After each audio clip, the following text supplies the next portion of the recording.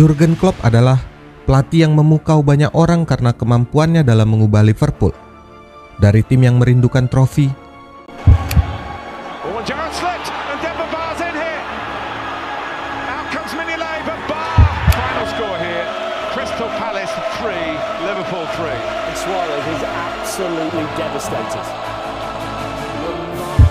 menjadi mesin pemenang paling menghancurkan di Eropa. Dia karismatik, berkarakter, dan kemanapun dia pergi, klub manapun yang dia tangani, dia selalu berhasil memenangkan hati fans dengan komitmennya. Suatu hari, saya pergi ke Eintracht Frankfurt untuk melakukan uji coba sebagai pemain dan melihat sekeliling. Oh, mereka hebat. Lalu saya melihat Andy Moller. Usianya sama dengan saya pada saat itu, 19 tahun. Saya berpikir, dalam sepak bola, saya memainkan permainan yang sangat berbeda. Dia kelas dunia, saya bahkan tidak berkelas. Begitu ungkapnya kepada Raphael Honigstein, penulis biografi Jurgen Klopp yang berjudul Bring the Noise pada tahun 2015. Salah satu alasan kenapa begitu banyak orang mencintai Klopp bisa jadi karena selera humornya yang rendah hati. Ia lebih sering memilih mencela dirinya sendiri. Pada tahun 2008, ketika ia menjadi manajer Borussia Dortmund, seorang wartawan surat kabar bertanya kepadanya, mengapa ia tidak pernah berhasil ke Bundesliga sebagai pemain. Klopp lalu menjawab, "Saya memiliki bakat divisi 4 dan kepala divisi pertama. Karena itu, hasilnya adalah divisi kedua." Jawabnya sambil tertawa. 4 tahun kemudian, saat Dortmund meraih gelar di Liga, dia mengatakan hal yang sama lagi pada sebuah media di Berlin. "Saya memiliki kaki divisi 4 dan kepala divisi pertama." I'm the normal one, maybe if you want this. Lalu, bagaimana sebenarnya jatuh bangun perjalanan karir seorang Jurgen Klopp? Simak kisahnya.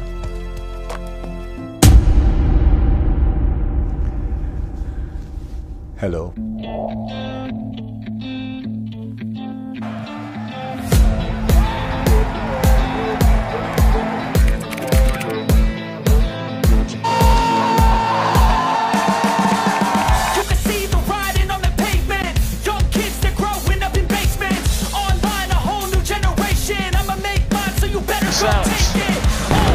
There's a good ball for Lewandowski.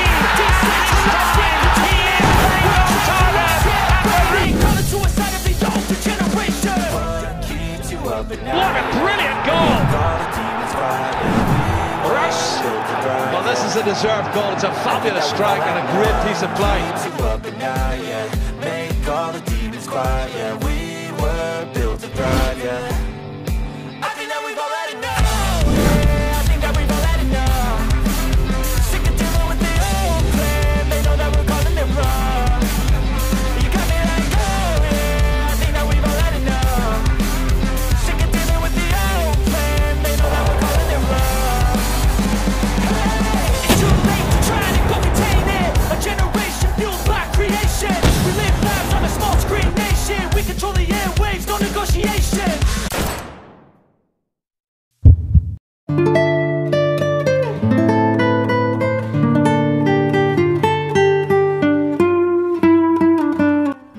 Jurgen Norbert Klopp lahir di Stuttgart, Jerman pada tanggal 16 Juni 1967.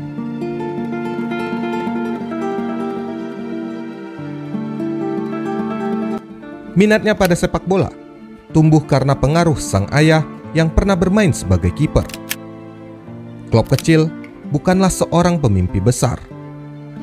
Dia lebih suka menjadi bahan lelucon teman-temannya. Klopp suka membuat semua orang bahagia, dan dia percaya banyak hal tidak selalu berjalan sesuai keinginannya. Prinsip yang membuatnya selalu berani mencoba dan tak pernah putus asa saat gagal.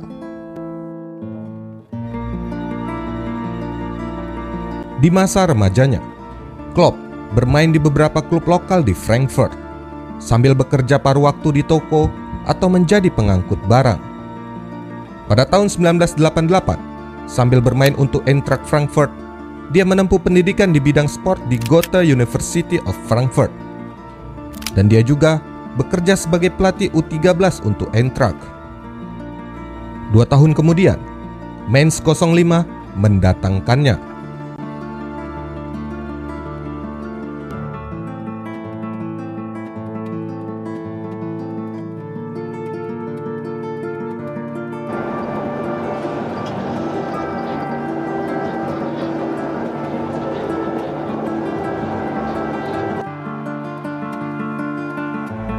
Datang ke Mainz sebagai striker, Klopp sempat berganti posisi sebagai gelandang dan terakhir ditempatkan sebagai bek. Bermain dalam 325 penampilan dan membuahkan 56 gol. Meski baginya permainannya biasa saja, nyatanya Klopp adalah salah satu pemain yang paling produktif dalam sejarah Mainz. Dan seperti yang ia katakan, atribut pertama dari seorang Jurgen Klopp adalah kepalanya. Di kepalanya, dia mengumpulkan pengalaman saat bermain, kemampuan berpikir cepat, dan strategi yang hebat dalam mengorganisasi sebuah tim. Saya adalah pemain yang sangat rata-rata. Jelas, saya tidak terlalu bagus. Tapi saya masih bermain sepanjang waktu, dan tentu saja karena alasan yang berbeda. Setiap pelatih berpikir, saya adalah bagian penting dari tim. Saya adalah mesin tim. Jika ada yang tidak beres, saya memberitahu semua orang, dan jika memungkinkan, saya memberitahu mereka bagaimana kami bisa melakukan yang lebih baik atau apa yang harus kami lakukan lebih banyak. Saya memiliki peran itu bahkan sebagai pemain. Wolfgang Frank adalah pelatih yang memberikan banyak pengaruh pada karir Klopp sebagai pelatih. Frank sangat memuja Arrigo Sacchi yang gaya bermainnya sangat intens dan menekan lawan. Dia juga mengadopsi sebagian ide total football milik Johan Cruyff. Dalam sistem yang direvolusi Frank, Klopp bermain sebagai bek kanan dalam formasi 4-4-2. Saat itu, Frank berhasil membawa Mainz ke dalam situasi yang jauh lebih baik. Setelah Frank meninggalkan Mainz, kondisi klub semakin terpuruk. Christian Heidel, manajer Mainz kala itu, memutuskan untuk mencari pelatih yang filosofinya sama seperti Frank. Seseorang yang mengerti sistem 4 back dengan baik, dan dia berpikir bahwa Klopp lah orangnya. Klopp saat itu sedang cedera, dan Heidel memintanya untuk menjadi pelatih secara tiba-tiba. Heidel mengenang, kondisi kami terpuruk saat itu. Aku tak bisa lagi memberi waktu pada Krautzone. Dia harus segera pergi.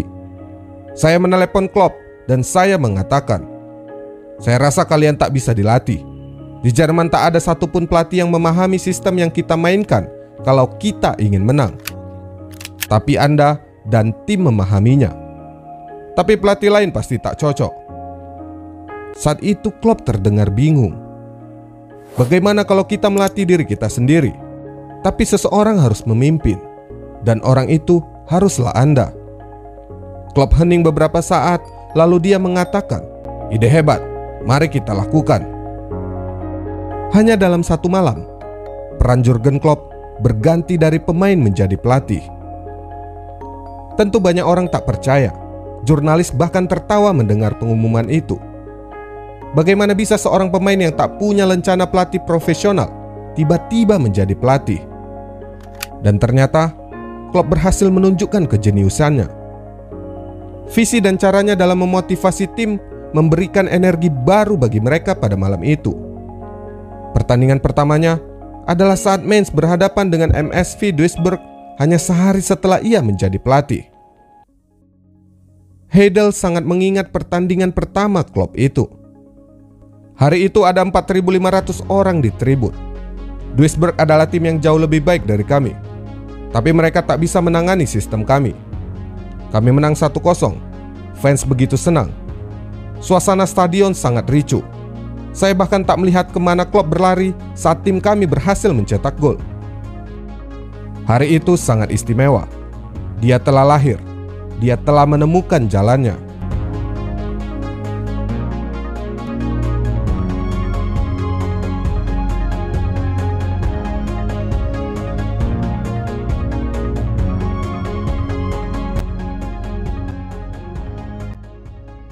Sebagai pemula, Klopp berhasil memenangkan 6 dari 7 pertandingan pertamanya sebagai pelatih dan memimpin Mainz naik ke posisi 14.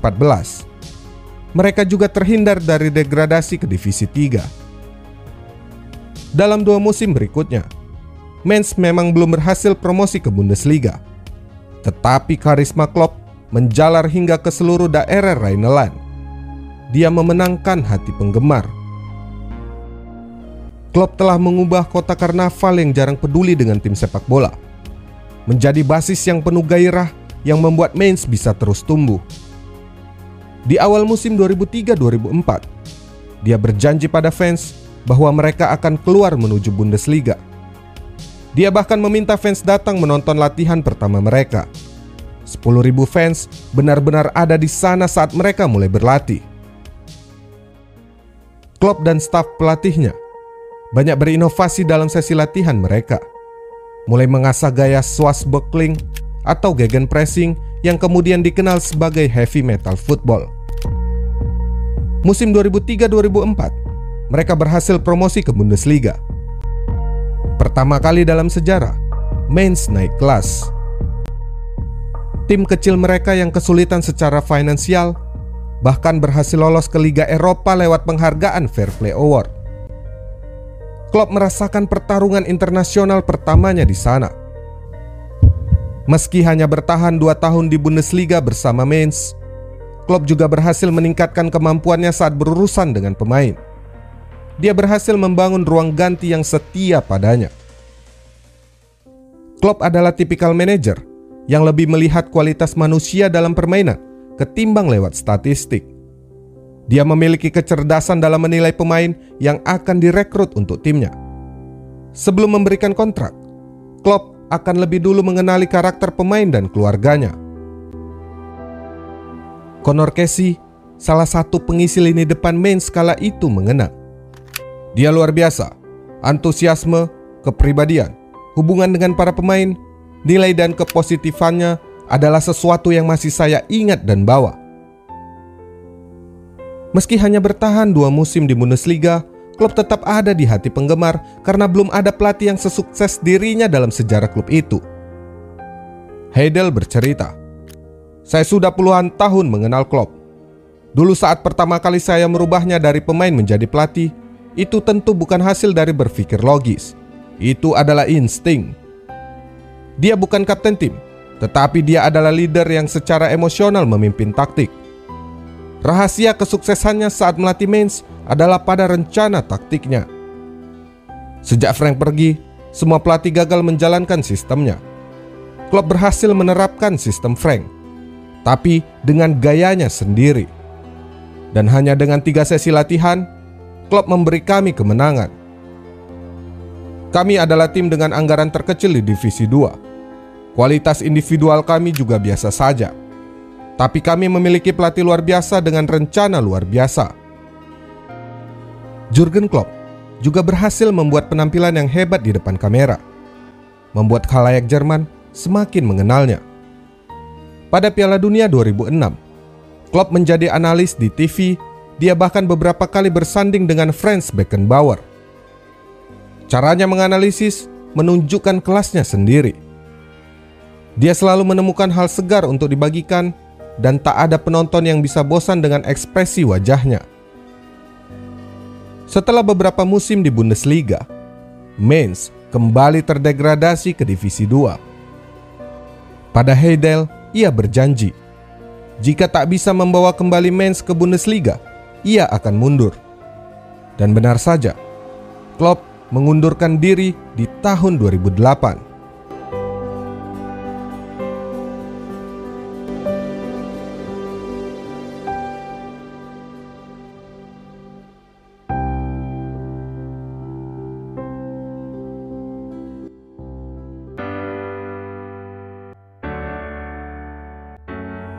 Ketika Klopp mengambil alih Dortmund di tahun 2008, klub itu berada dalam masalah finansial dan finish di peringkat 13 di Bundesliga.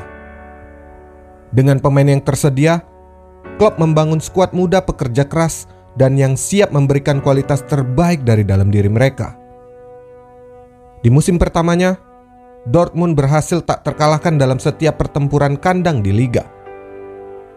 Momen terbesar mereka tahun itu adalah saat berhasil imbang dengan Schalke 3-3 setelah tertinggal lebih dahulu 3-0. Meski di awal musim kedatangannya diremehkan, Klopp membuktikan bahwa dia lagi-lagi berhasil membawa sebuah klub keluar dari masa-masa sulit. Di musim kedua, setelah skuad terbiasa dengan gaya permainan heavy metal football milik Jurgen Klopp, Dortmund melaju pesat. Mats Hummels, Sven Bender, Nuri Sahin, Neven Subotic, dan Kevin Grosskreutz semuanya menikmati musim yang luar biasa. Lucas Barrios memimpin lini depan dengan mencetak 19 gol untuk membawa Dortmund ke Eropa untuk pertama kalinya dalam 7 tahun. Meski musim 2010-2011 tak begitu berjalan mulus, dengan talenta baru seperti Mario Götze dan Robert Lewandowski, tidak ada yang bisa menghentikan The Black and Yellow merayakan gelar Liga pertama sejak 2002 dengan 2 pertandingan tersisa.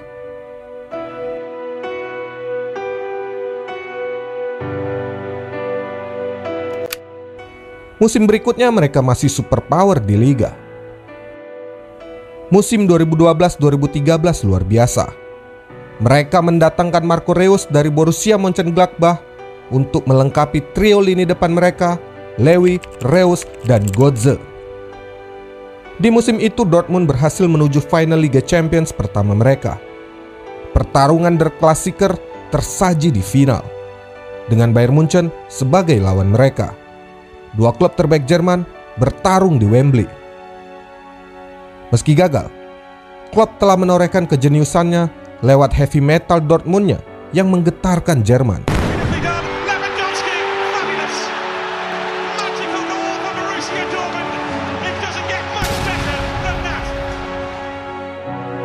Semusim kemudian, tantangannya adalah Pep Guardiola.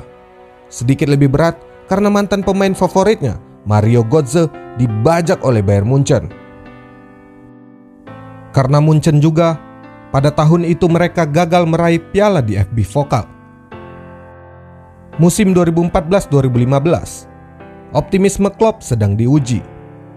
Dortmund mengalami 10 kekalahan beruntun di separuh musim, dan untuk ketiga kalinya gagal di final piala di FB Pokals.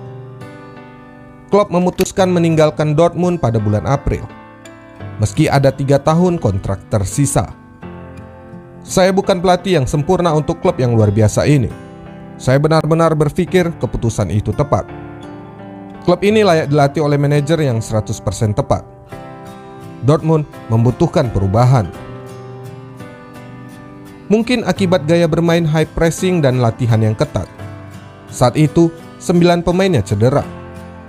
Namun meski tak disampaikan secara gamblang di media, posisi Jurgen Klopp jelas dilemahkan oleh Bayern Munchen yang terus berusaha memikat para pemain yang telah dipolesnya. Modal yang besar akan menghasilkan lebih banyak uang. Para pemain ambisius akan pergi ke tempat di mana mereka dibayar lebih mahal dan memenangkan lebih banyak trofi.